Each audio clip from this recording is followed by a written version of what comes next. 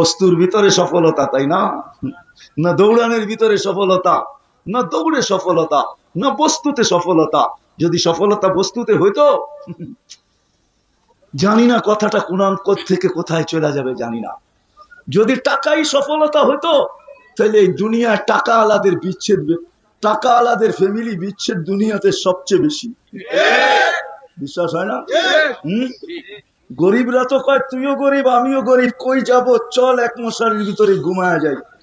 কিন্তু টাকা আলার এটা বলে না। এদের বিচ্ছেদ বেশি হতো না যদি টাকাই সুখ হইতো।